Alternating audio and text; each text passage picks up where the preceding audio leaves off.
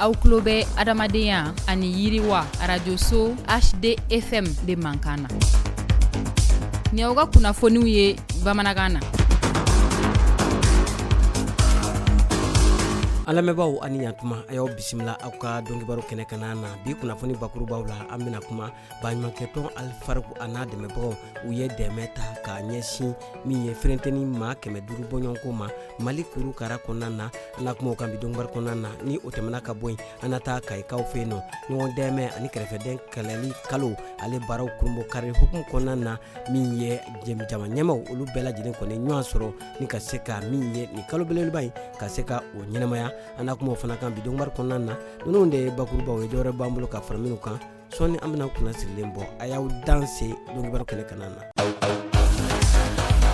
Aw tulo bɛ adamadenya ani yiriwa radio-so HDFM de Mankana.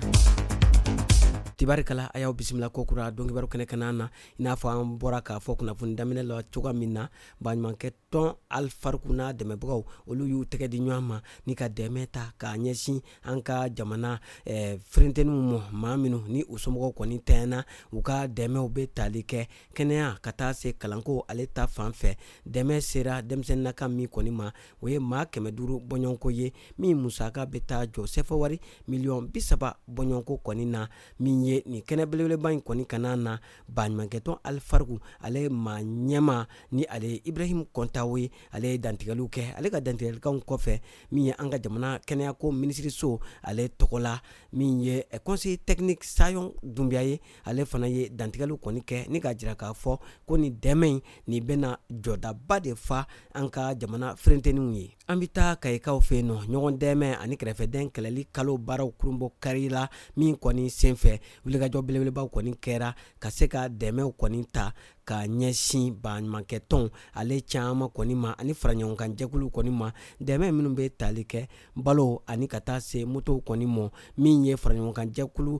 10 bɔɲɔgɔnko olu de kɔni ye ni dɛmɛ in kɔni sɔrɔ ni minɛndi kɛnɛ ɲɛmaaya kun bɛ Kayi marabolo maa ɲɛma Musa Sumare bolo ka fara ale kan ɲɛmaa wɛrɛw fana kun bɛ yen nɔ ni ka a dɛmɛ ni baara in a ka se ka yiriwa cogoya min na ɲɔgɔn dɛmɛ ani kɛrɛfɛdɛn kɛlɛli kalo ka se ka o baaraw kɔni lawaleya Kayi ale kɔni sɔrɔ bɛ se ka yiriwa cogoya min na an ka jamana kunnafoni kunkurunw la an b'o daminɛ ala ma hinɛna Amadu Tumani Ture la ale tɔgɔla baɲumankɛtɔn min kɔni sigin bɛ jamana kɔnɔna na k'a ɲɛsin sifinnakaw kɔni mɔ ni o ye denmisɛnninakaw ye u y'u deliko lama kokura sibiridon novambre kalo tile 8 san 2025 Bamakɔkaw fɛ yen nɔ u ye dɛmɛ ta k'a ɲɛsin maaw ma maa minnu ni gɛlɛya kɛra sababuya ye k'u bɔ u sigiyɔrɔw la jamana in fan dɔ fɛ ni kana u kun kalifa Bamakɔkaw fɛ yen nɔ u dɛmɛ ninnu kɔni bɛ tali kɛ balo kɔni na min kɛnɛ ɲɛmaaya kun bɛ a yɛrɛ furumuso ni o ye Madame Ture Lɔbɔ Tarawele kɔni bolo kɛnɛ in kana na u ye malo tɔni 25 ka taa se min ye ɲɔ ale tɔni 25 ani min ye tulubidɔn 300 fo ka taa se makɔrɔni ale pake 300 bɔɲɔgɔnko mɔ o kɔni taara ni k'a di maaw ma ni kɛnɛ belebeleba in kɔni kana na o tɛmɛnen kɔ u ye dɛmɛ kɛrɛnkɛrɛnnen kɔni ta k'a ɲɛsin Tɔnbukutu ale kɔni marabolo ma kɛrɛnkɛrɛnnenya la an balakaw ni ka min ye kalalikɛ mansini 15 ka o ta ni k'a ni musolakaw la falaki min musaka bɛ taa jɔ sɛfɛwari miliyɔn 59 n'a kunkanfɛn na an bɛ taa Dakarikaw fɛ yen nɔ FAO Mali maaw olu kɔni wulila ni ka taa u sen don ɲɔgɔn kunbɛn belebeleba ta ko fɔlɔ min kɔni sigira ka se ka min ye hakilina falen kɔni bolo da farafinna tilebiyanfan a n'a cɛmancɛ bolo kɔni fɛ ka kɔn ni ka waati gɛlɛn natɔla ka se ka o kɔni kunbɛn a sigi belebeleba in kɔni kɛra octobre kalo tile 28 ka taa kuncɛ a tile 30 la min kɔni bolo dara SIL SS maaw kɔni fɛ fɛn min ye nin kɛnɛ belebeleba in kɔni kana na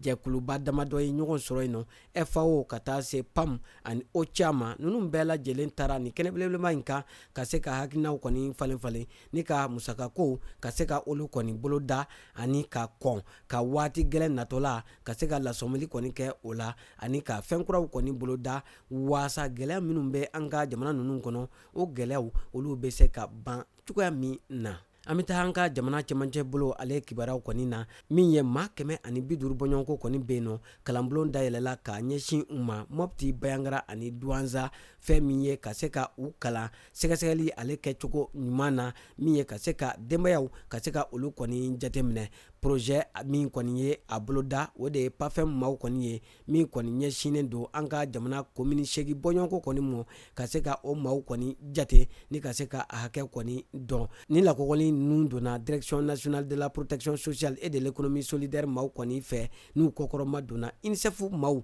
n'u jɛɲɔgɔn fɛ. An bɛ taa jamana ale kɔkanna kibaraw kɔni na min ye ACR maaw olu kɔni ye lasɔmili kɛ k'a jira k'a fɔ ko fɛn min ye diɲɛ kɔni kɔnɔna na ko a gɛlɛyan bɛ nin waati in kɔni na barisabu ko n'i y'a ta k'a lajɛ ko san tan laban in kɔni na ko min ye maa 250,000 bɔɲɔgɔnko ko olu de kɔni bɔra u sigiyɔrɔw kɔni na ni ka taa yɔrɔ wɛrɛw kɔni na ko b'a jira k'a fɔ ko fɛn min ye don o don maa 70,000 ko olu de kɔni bɛ bɔ u sigiyɔrɔw la ni ka taa yɔrɔ wɛrɛw la ka sababuya kɔni kɛ min ye basigibaliyaw kɔni ye. An bɛ taa Haïti ale kibaraw la UNICEF olu kɔni ye lasɔmili kɛ k'a jira k'a fɔ ko fɛn min ye ko denmisɛnnin maa 680,000 ko olu de kɔni b'a la ka bɔ u sigiyɔrɔw la ni ka taa yɔrɔ wɛrɛw kɔni na Haïti jamana kɔni kɔnɔna na k'o b'a jira k'a fɔ ko ɲinɛnta in o hakɛ ka ca ni sango ta ye siɲɛ 2 bɔɲɔgɔnko k'o b'a jira k'a fɔ maa 6,000,000 bɔɲɔgɔnko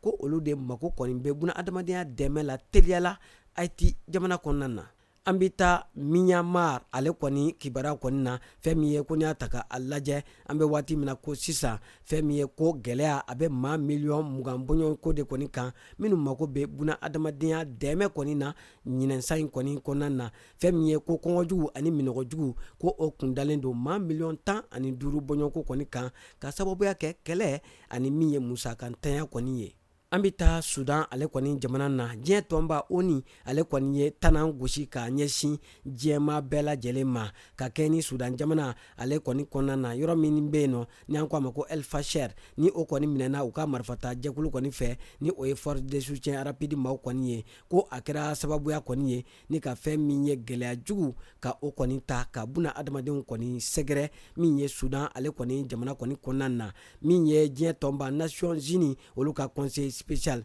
ni o kɔni ye Shaloka Beyani ye ale kɔni ye lasɔmili kɛ k'a fɔ fɛn min ye ni wulikajɔ ma kɛ teliyala min ye sɛla tunu kɛlɛ ko o de kɔni bɛna daminɛ Sudan ale kɔni jamana kɔnɔna na n'an k'o ma ko génocide fɛn min ye o de kɔni hukumu kɔnɔna na min ye u ye tanan gosi k'a ɲɛsin bɛɛ lajɛlen kɔni ma waasa wulikajɔw kɔni ka se ka kɛ ka se ka jamanaden kan nabilalenw ni o ye civiliw ye ka se ka olu kɔni tanga ka bɔ min ye juguyakisɛ bilen ani tɔɔrɔkisɛ bilen min b'a la ka ta ka u sɛgɛrɛ ni ka se ka u ka hakɛw ka se ka o kɔni tanga. Diɲɛ kiribonba ni o ye Cour pénale internationale ye olu fana ye lasɔmili kɛ k'a jira k'a fɔ a ko fɛn min ye jateminɛw kɔni ye min jira ka a jira Sudan jamana kɔni kɔnɔ k'o b'a jira k'a fɔ min ye ka jɛ maa kɔni na ni ka dankari a la a ka hɔrɔnya n'a ka danbe la ko o kɔni cɛyalen don min ye Sudan ale kɔni jamana kɔni kɔnɔna na ko ni wulikajɔ kɔni ma kɛ min ye kɔngɔjugu k'a kun dalen don Sudan jamana kan.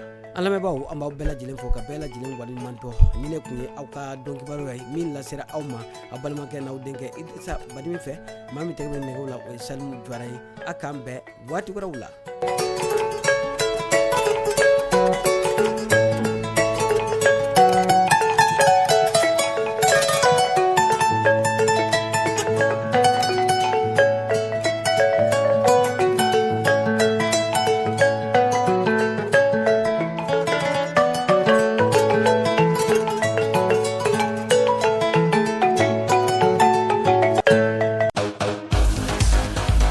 Aw tulo bɛ adamadenya ani yiriwa radio so HD FM de Mankana.